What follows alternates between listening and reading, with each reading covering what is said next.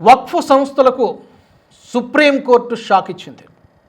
అదేంటి అంటే గడిచిన కొద్ది రోజుల కిందటే గుజరాత్ హైకోర్టు ఇచ్చినటువంటి తీర్పుని రిపీట్ చేస్తూ గుజరాత్ హైకోర్టు కరెక్ట్గానే చెప్పింది, ఆ తీర్పును మేము కూడా సమర్థిస్తున్నామని చెప్పి సుప్రీంకోర్టు న్యాయమూర్తులు తీర్పు చెప్పడం జరిగింది. ఇందుకీ విషయం ఏంటంటే వక్ఫ్ ట్రిబ్యునల్స్కి కట్టాల్సినటువంటి కోర్టు ఫీజులు ఏవైతే ఉన్నాయో అవి ఎగ్గొట్టేస్తూ మేము ఫీజులు కట్టమంటూ కొన్ని వక్ఫ్ సంస్థలు కోర్టు మెట్లు ఎక్కాయి. అదెలా కుదురుతుందని చెప్పి గుజరాత్ హైకోర్టు ఆ డిస్ప్యూట్స్ని, ఆ కేసుల్ని విచారించకుండా తిరస్కరించింది. కోర్టు ఫీజు కట్టలేదు కాబట్టి, ట్రిబ్యునల్స్ కట్టాల్సినటువంటి ఫీజు కట్టలేదు కాబట్టి వాటిని తిరస్కరించింది. గుజరాత్ హైకోర్టు ఇచ్చినటువంటి తీర్పును వ్యతిరేకిస్తూ దానికి మేము పైకోర్టుకి వెళ్తామని చెప్పి సుప్రీంకోర్టుకు తాజాగా ఈ వక్ఫ్ సంస్థలన్నీ కూడా వెళ్ళడం జరిగింది. సుప్రీంకోర్టు కూడా మళ్ళీ అదే నిర్ణయాన్ని, అదే తీర్పునిస్తూ సమర్థిస్తూ నిర్ణయం తీసుకుంది. ఇప్పుడు డీటెయిల్స్లోకి వెళ్దాం. వక్ఫ్ సంస్థలకు కోర్టు ఫీజుల నుంచి మినహాయింపిస్తున్నట్టు చట్టం ఎక్కడైనా ఉందా? జడ్జి గారు అడిగినటువంటి ప్రశ్న ఇదే. ఎక్కడైనా మినహాయింపు ఉన్నట్టు ఏమైనా మీకు ఆ క్లాజ్ కానీ సెక్షన్స్ కానీ ఏమైనా ఉంటే చూపించండి. అలాంటిది ఎక్కడా లేదు. అందువల్ల ఇతర ట్రస్టులు ఎలాగైతే ఫీజులు చెల్లిస్తున్నాయో, కోర్టు ఫీజులు చెల్లిస్తున్నాయో అదే నిబంధన, అదే నియమము వక్ఫ్ సంస్థలకు కూడా వర్తిస్తుంది. ఇందులో నో ఎక్స్క్యూజెస్ కానీ మినహాయింపులు కానీ ఏమీ లేవు. ఇక గతంలో గుజరాత్ హైకోర్టు ఇచ్చినటువంటి తీర్పు సుప్రీంకోర్టులో అప్పీల్ చేయడం జరిగింది. సుప్రీంకోర్టు కూడా ఇది రెండోసారి చెప్పడం ఇలాంటి తీర్పు. కొద్ది రోజుల కిందట కూడా ఇలాంటి తీర్పు వచ్చింది. మళ్ళీ అదే సందర్భంలో మరొకసారి సుప్రీంకోర్టు అదే విషయాన్ని పునరుద్ఘాటించడం జరిగింది. ఎవరిచ్చారా ఆ తీర్పు అంటే justice P S Narasimha, justice Arvind కుమార్ల ధర్మాసనం, ద్విసభ్య ధర్మాసనం ఈ యొక్క తీర్పునివ్వడం జరిగింది. వాళ్ళు వేసినటువంటి ప్రశ్న కూడా వక్ఫ్ సంస్థలకు కోర్టు ఫీజు మినహాయింపు ఉందనేటువంటి చట్టం కానీ క్లాజ్ కానీ ఏది అని ప్రశ్నించడం జరిగింది. దానికి వాళ్ళు తెల్లముఖం వేశారు. వాళ్ళ దగ్గర సమాధానం లేదు.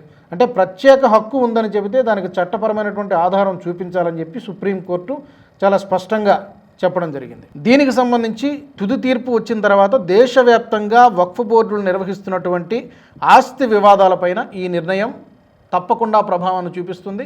ఎందుకంటే గతంలో ఇంకో రాష్ట్రం నుంచి ఎలాంటి డిస్ప్యూటే వచ్చినప్పుడు సుప్రీంకోర్టు ఇదే విషయాన్ని చెప్పింది. ఇప్పుడు గుజరాత్ నుంచి కూడా గుజరాత్ హైకోర్టుని ఇచ్చినటువంటి తీర్పుని వ్యతిరేకిస్తూ సుప్రీంకోర్టు మెట్లెక్కితే మళ్ళీ అదే తీర్పుని చెప్పడం జరిగింది. దేశవ్యాప్తంగా ఉన్నటువంటి చాలా డిస్ప్యూట్స్ ఉన్నాయి. కొన్ని లక్షల సంఖ్యలో ఈ వక్ఫ్ ప్రాపర్టీస్ డిస్ప్యూట్స్ ఉన్నాయి. వాటన్నిటికి సంబంధించి ఒక శాసనంలాగా ఈ తీర్పు డెఫినెట్గా ఒక రిఫరెన్స్ లాగా ఉపయోగపడుతుంది అనడంలో ఏమాత్రం సందేహం లేదు. ఒకసారి నెంబర్స్ మనం చూస్తే కనుక చట్టం ముందు అందరూ సమానమైనటువంటి ఒక విషయం సుప్రీంకోర్టు చాలా స్పష్టంగా చెప్పడం జరిగింది. దాన్ని అందరూ ఫాలో కావాల్సిందే, ఎవరికి మినహాయింపులు ఏమి ఉండవు అని చెప్పింది. ఇక వక్ఫ్ ప్రాపర్టీస్ ఎలా పెరిగాయి అంటే Waqf assets management system of India data ప్రకారం చూస్తే భారతదేశంలో వక్ఫ్ బోర్డుల అధీనంలో సుమారు 8,72,000 ప్రాపర్టీలు ఉన్నాయి. Number of properties.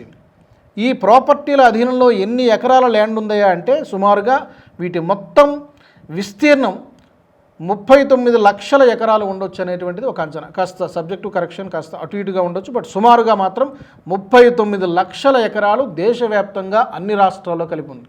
అంటే దీన్ని బట్టి చూడండి ఎంత భూమి, మరి ఇంత పెద్ద మొత్తంలో భూమి కేవలం ఎంతమంది వ్యక్తుల చేతుల్లో బందీ అయి ఉందంటే మహా అయితే దేశవ్యాప్తంగా 200 మంది ఉండొచ్చు, 200-250 మంది ఉంటారు. వీళ్ళ పరిధిలోనే, వీళ్ళ బందీఖానాలోనే ఈ 39 లక్షల ఎకరాల భూమి ఉంది. ఒకసారి ఎలా పెరిగిందో కూడా మనం చూస్తే 2013లో వక్ఫ్ భూమి ఎంత ఉండేదంటే సుమారు 18.3 లక్షల ఎకరాలు ఉండేది 2013లో. అది 2013 నుంచి 25కి వచ్చేసరికి సుమారు 21 లక్షల ఎకరాలు. అంటే ఎంత పెరిగిందంటే 116% భూములు అమాంతంగా పెరిగిపోయినాయి. మరి ఎక్కడి నుంచి పెరిగినట్టు? జనరల్గా వీటికి ఒక లెక్కపత్రాలు ఏముండవు.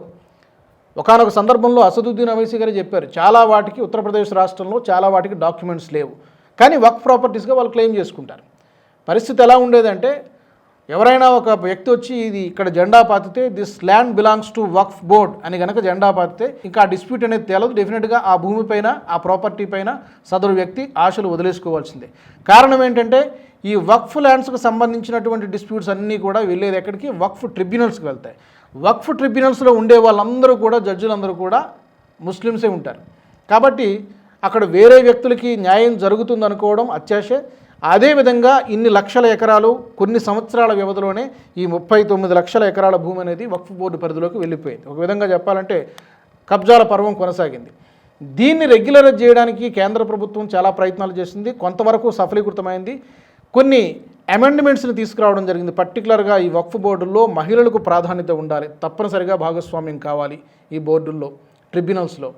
అలాగే ఏదైనా ల్యాండ్ డిస్ప్యూట్ వచ్చినప్పుడు, వక్ఫ్ బోర్డు ల్యాండ్ డిస్ప్యూట్స్ వచ్చినప్పుడు, వివాదాలు వచ్చినప్పుడు ఇది ఈ భూమి ఆ హక్కుదారునిదా కాదా అనేటువంటి నిర్ణయాన్ని ఫైనల్ తుది నిర్ణయం తీసుకునేది ప్రభుత్వ అధికారులై ఉండాలి తప్పితే ఇంతకు ముందులాగా ఈ ట్రిబ్యునల్స్లో ఏం చెబితే అదే శాసనం అన్నట్టుగా ఉండకూడదు.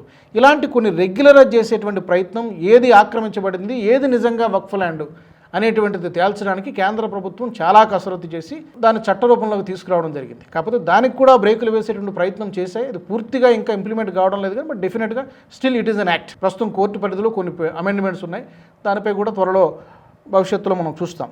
సో మొత్తం మీద 39 లక్షల ఎకరాలంటే సుమారు 15.8 లక్షల హెక్టార్లు, అంటే దాదాపు 15,800 చదరపు కిలోమీటర్లు భూమంతా కూడా నిరుపయోగంగా ఉంది. దాంట్లో ప్రైవేటు ప్రాపర్టీలాగా ఉన్నాయి.